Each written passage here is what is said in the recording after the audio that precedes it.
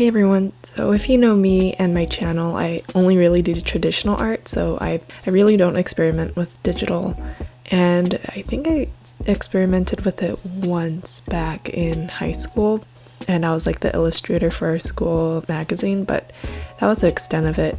And back then I used a really old Wacom pen tablet, and I think I might have, I don't know where it is now, maybe my brother has it. So when Huion offered to send one of their tablet monitors, I was kind of like, mostly hesitant because first of all, I'm not a professional digital artist who can give really solid feedback, but I thought it'd be fun for you all to see a traditional artist's perspective on tablet monitors, and not really talking about digital art, but just like what the difference of digital art is to me from traditional art. And even though they sent this monitor to me for free, I'm just going to be giving my true, honest opinions about the tablet. Yeah, if anything, I feel like I'd have a more pessimistic view on the tablet because it's like this new foreign thing that I've never had experience in. They sent the GT191 tablet monitor, and the package was humongous. It was so big, and it was a struggle getting it onto my desk, but weirdly fun at the same time. I managed to get everything outside the box, and there were so many cables, and even though it was all new, it was pretty fun to get everything together. And once I got everything organized, it was really easy to assemble and put everything together. I have the Surface Book Pro, so I actually had to purchase another adapter for the HDMI cable to fit into my Thunderbolt port, but that was the only obstacle that I had to get over. They include everything in the box, even a screwdriver, so that you can assemble everything on the spot. They included a lot of extra things like a glove and a ton of extra nibs and an awesome second pen, so I was really happy about that. And I don't think any of those things were included when I had my Wacom tablet, maybe an extra set of nibs, but once I got everything put together, all I had to do was download the driver and fiddle around with the pen settings, and then I was good to go. So digital art is so hard. I forgot how difficult it was, and this is 100% not the tablet monitor's fault, but it was just so difficult for me to achieve the look I wanted. And honestly, the tablet monitor helped a lot with it. I feel like because it was a monitor that I could draw on, it was a lot easier than using like a pen tablet. So that was a really cool experience, and I kind of went crazy and downloaded 1,000 brushes. I spent most of my time just playing around with those. I eventually decided on a piece that I wanted to do, and I'm just going to be showing a speed paint for that, and then I'm going to be showing just a lot of sketches I did initially. Maybe I'll show the sketches first. I actually did these sketches after I did like this quote-unquote bigger piece. And I did these sketches because I feel like I tackled the big piece without really knowing how to operate the tablet monitor or how to use Photoshop with these different brushes, specifically for illustration. I've had a lot of experience with Photoshop just from other design works that I've had to do for school and stuff, but never really for like creating an illustration. I made this like big piece while watching Cloverfield Paradox, and I don't know, it was just like a weird combination of things, and I don't think I achieved what I usually do versus on paper where it feels a lot more organic and loose. The digital realm definitely made me kind of like tighten up and get a little stressed about everything. So the final image was, sure, it suits some people's styles and preferences, but it definitely wasn't what I'm used to. It was really foreign to me. It's like a cute drawing, but I wasn't really happy with it. So I did all these sketches to be more loose about digital art and see how organic I could get it to feel. And I was actually really surprised by the huge range of different options that the brushes included. One kind of criticism that I have for digital art is that I don't think that it can ever emulate the mistakes that you make with traditional art, which is kind of like the beauty of traditional art. You can make all these mistakes and it really works in your favor usually.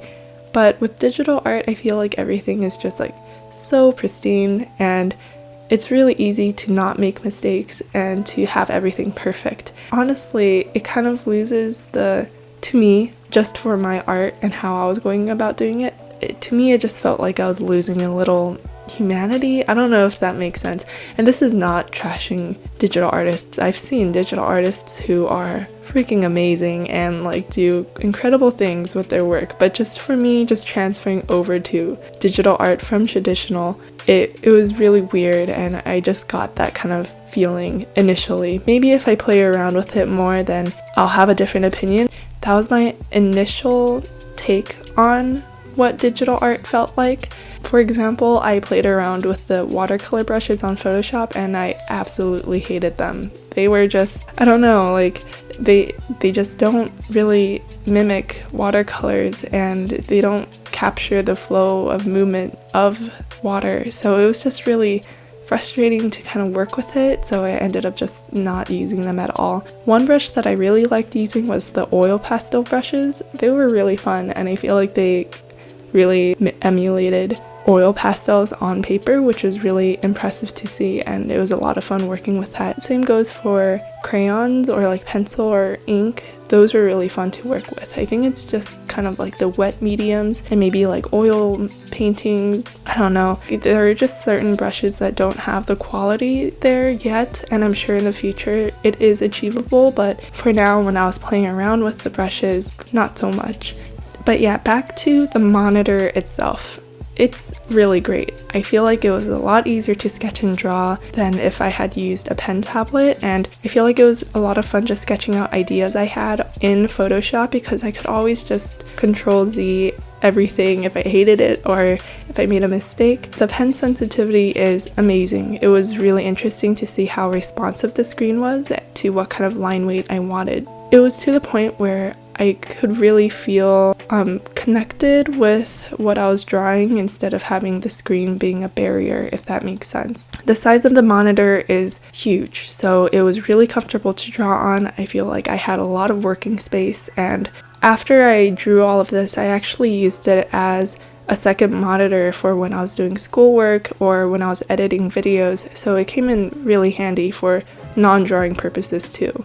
Speaking of the size of the monitor, a lot of you might know this because I kind of talked about it in my last video, but I'm actually a full-time student and I'm not an art major, and even though I grew up and lived in California, I go to school in New York, so I was hoping to bring this tablet with me so I could do more digital art speed paints for this channel, but this screen is not portable by any means, and it's a pretty hefty girl, so I think I'm going to have to keep it at home in my workspace, which is a shame because I really wanted to take it with me and just draw more, but I don't think it's possible. It's pretty heavy. As for the price, didn't have to pay for this, so I might be a little biased.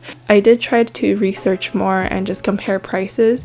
This thing is not cheap by any means. It's definitely an investment, but I did do some research and I found that it's a lot cheaper than the Wacom Cintiq, which seems to run in the thousands, while this particular Huion model is around $500, which is pretty cool.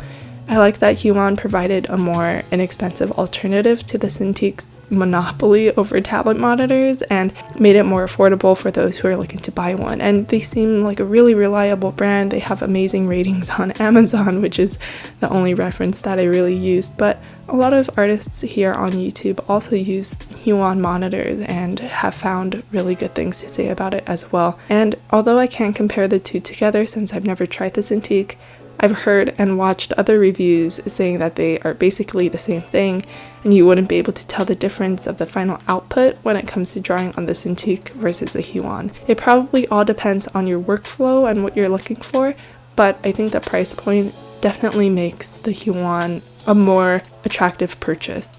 Also, Huion makes smaller pen tablets if you're looking for one of those as well. Okay, so I've been rambling quite a lot, so I'm going to leave and let you enjoy the speed paint, but I just wanted to tell you my final thoughts about digital art and working with a tablet. The piece that I ended up making, especially the big one, it's not the best and it's not what I envisioned in my head. It was still really fun experimenting with a medium that I hadn't experienced before, and I'm definitely looking forward to testing out more pieces on this tablet.